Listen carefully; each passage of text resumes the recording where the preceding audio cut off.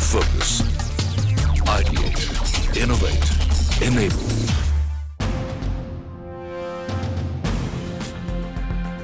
Welcome to the IVCA 2012, the first of its kind, because we feel it's time that private equity goes public to announce its needs, its significance, and its intentions. Welcome, gentlemen, and the one lady on my left. So, of course, in protocol, ladies first. Renuka, there is a financial turmoil in the West, and of course, endless troubles there. On the flip side, there are endless opportunities in India. So perhaps these are wanting times for a venture capitalist. How is it different from any other financial player? Well, I think the differences arise in the tenure of investments. So venture capitalists typically stay invested for a fairly long period. It's also a very high involvement capital. I think that there is also a lot of focus in terms of bringing equitable treatment and returns to all stakeholders. So I believe that companies where venture capitalists are participating, the employees, the entire value chain, the suppliers, the buyers, the government, the governance, everything is kept in balance. So these high risk and high return, of course, it's always in association with venture capitalism. Could you, staying with the scope and definition, the venture ecosystem, how does it function? Well, I think there's a chain there. Typically, when a company starts, we are talking about what is called angel investors who come into a company right in the beginning when there is no business model proven. There's just a team, in many cases, just a paper plan, and there's market is not proven in that sense. So effectively, the angel takes a lot of risk, and when that money comes in, unlike a bank, to differentiate, there is no collateral. So it's equity shares coming in. Then subsequently, you have VCs coming in, and VCs typically come in when there is a small team there. There is the product has been proven to some extent, perhaps on a scale of 10, 3 or 4 at least, and then some amount of customers are there, some amount of team is there, and execution is more important to scale. And to that extent, that's a cycle which goes on. So effectively, the early part of the angel cycle could lead from anywhere up to 2 years of a company. Then you have the VCs coming in, 4, 5, 6 years. And then big capital comes in when the team is there, the revenue model is there, business model is there, markets are proven. So it's really scaling up what has been done repetitively many, many times more based on the past success. And that's where private equity comes in. And of course, there are many nuances, but at each stage, the earlier investor exits. Sure. And there are many methods of exiting. But broadly, there is a chain in place. Because let me just quickly come back to you, Renuka, because you spoke about stakeholders. Now, at a time when we're looking at inclusive growth, so as to speak, what is the contribution of venture capitalists in terms of jobs, in terms of economic growth, as well as, the entire contribution to a sector as a whole? The biggest contribution is risk capital generates new jobs. It's about new enterprises or scaling up existing enterprises, which means enhancing the job opportunities. It also enhances the wealth creation. And the wealth, of course, the investors appropriate the wealth and it gets recycled back in the economy. But also the entire value chain, as I said earlier, it's the suppliers, it's the customers, it's the employees. They all have a fairly cascading effect in terms of contribution to the economic growth. Is there an assumption also, Satish, that perhaps it's too risky, it's not attractive enough, or there is an inherent lack of entrepreneurialism in the country? Or is that a very generic statement? I think venture capitalist or private equity as a career has a prerequisite of being entrepreneurial mindset. Yeah. And our system in general, or the ecosystem of corporate India, has not been the one which encourages the employee to really being an entrepreneur or entrepreneur for that matter. And to that extent, we do suffer from lack of that attitude or spirit in the minds of the people. Whenever you talk about economic jargons, you have these acronyms which come out. If you talk about, developing countries or growing countries, you talk about BRICS. If you talk about countries that are, far from growing, you talk about pigs. And then finally, when you talk about India and the opportunities, there's a new term that's coined, it's called HIFE, wherein the growth sectors would be health, infrastructure, food, and education. Now, taking these four parameters, where the government is investing and so is the private bodies, where does a venture capitalist come in? What are the opportunities there, especially for someone like you who focuses on infrastructure? I think India do offer a huge opportunity for investment into infrastructure. The next 5-year plan from 2012 to 2017 talks about a $1 trillion investment into the infrastructure. The last 5-year plan was a target of 500 billion, which we achieved probably 450 kind of a billion over there. The difference is that last 5-year plan, the contribution of the private sector was 30%. Next 5 years, we are talking about a 50% contribution of the private sector. Now, do you see it happening? So it all depends upon the government policies and how does it shape up going forward. If the government policies encourages foreign investment to come into the country, it can happen. So what about domestic private investment? So domestic private investment is pretty low because the private equity industry in the country is largely raising money outside India. And unlike China, the domestic private equity capital raising industry is in a very nascent stage at this juncture. Sure. So the success of private equity or a venture capital into this infra plan depends upon how the government allows the private equity money or the funding to be raised from outside. But Nitin, the external factors are one to play with. The internal factors within the industry are one to play with. Competitive pressures. Now, do these change in the scenario that we have in terms of, so-called economic crisis in the West? Well, I think it's always you rightly said, it's a competitive environment that is a function of both demand and supply for any product, and we are ultimately providers of capital, risk capital, and there is an element of demand supply to that. There is an element of what the global scenario, but also the domestic economic scenario looks like, and that has an implication on the underlying growth of businesses and the willingness, frankly, of entrepreneurs to take risk and take capital and grow.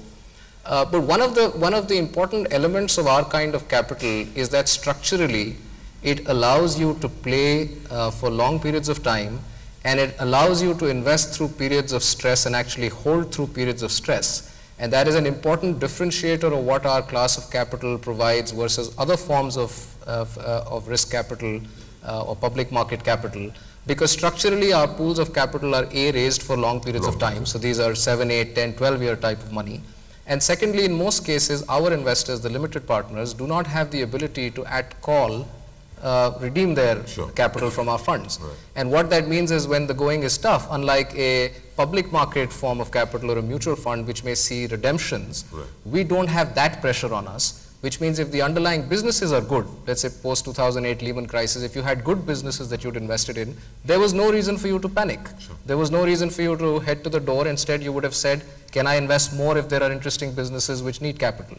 So I think that is an interesting stabilizing force that our kind of capital provides. And frankly, entrepreneurs seek that capital when they see that the growth is often volatile and you need to have that stability as you're going through it. So while your point about there being competitive pressures, there being the external environment is true, I think we do have as managers the ability to tide through some of that.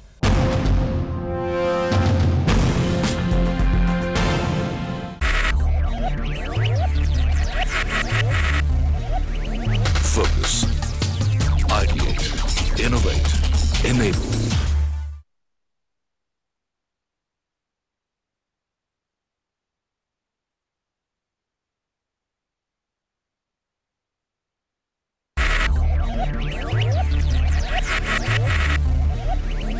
Focus. Ideate. Innovate. Enable.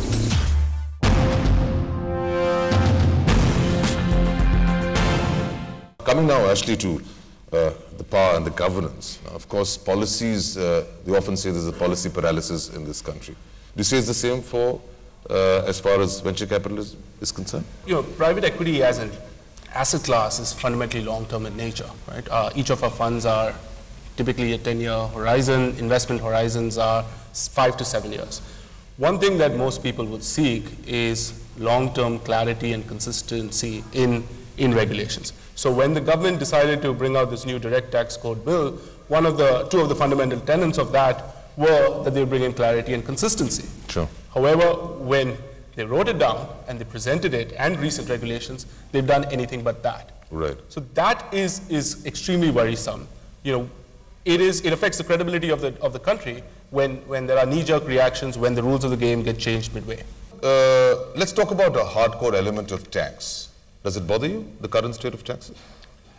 It bothers me because, as I was chatting with someone a couple of days ago, the problem is most tax authorities think of collection of taxes on a cash basis. What they mean is, want to collect the taxes today, let's think about the refunds a couple of years later. Sure. Which is fundamentally a flawed concept. I mean, it's a Ponzi scheme to some extent, because you're trying to solve your problems of yesterday by doing more wrongs today.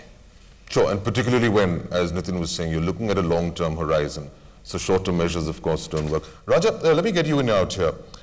Private equity in India, would you say it's over-regulated? Yes, I think especially what we do in our business, we select carefully and scale the businesses, and then we would like to exit at appropriate time. When we try to scale the businesses, that's where various sectors are heavily regulated, and for example, microfinance businesses are impacted by the regulation, gold finance companies impacted by the regulation, power sector impacted by the regulation. So these are completely unexpected for the investor to scale the businesses, apart from the other economic cycles of interest and so many other issues. Now, private equity is basically LP's business, for them, by them, of them, and Indian private equity funds, venture capital funds would depend on foreign capital for another decade or so, because we are not able to raise capital here. So if we have to attract foreign capital into this country, it's not only ability to make profits, ease of doing business, and the most important thing is certainty on taxation.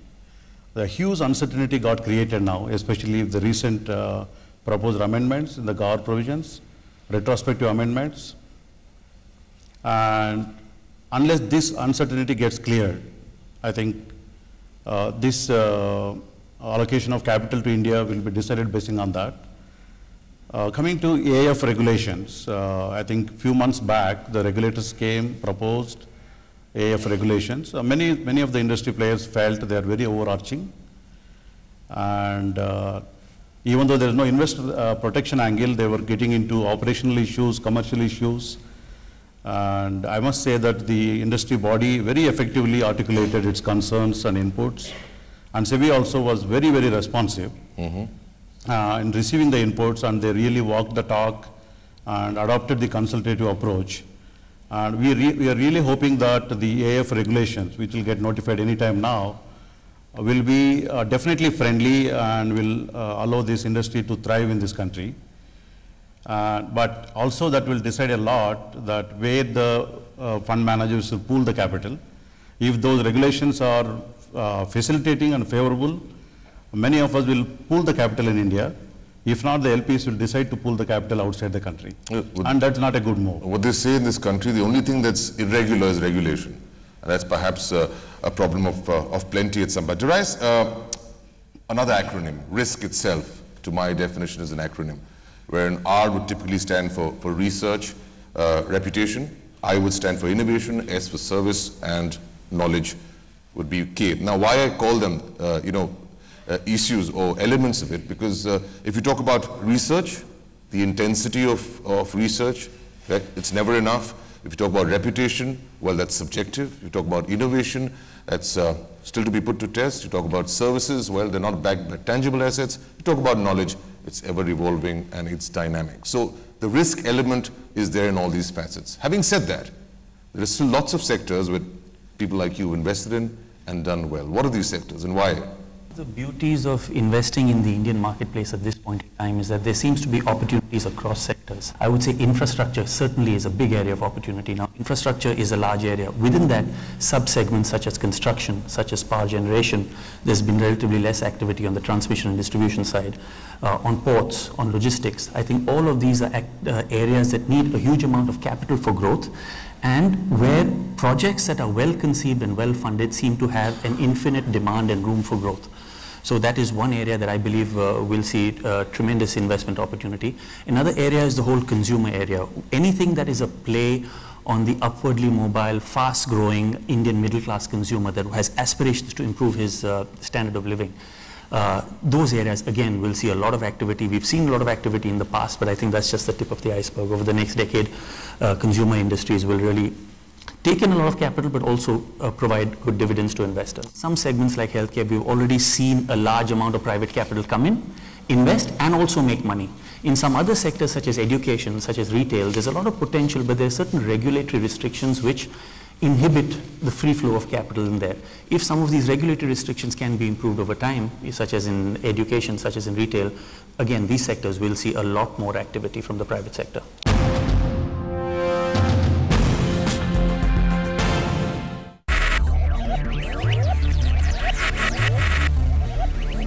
Focus.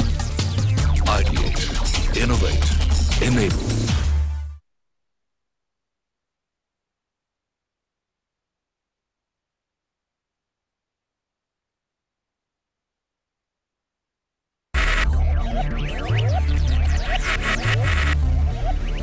Focus. Ideate. Innovate. Enable.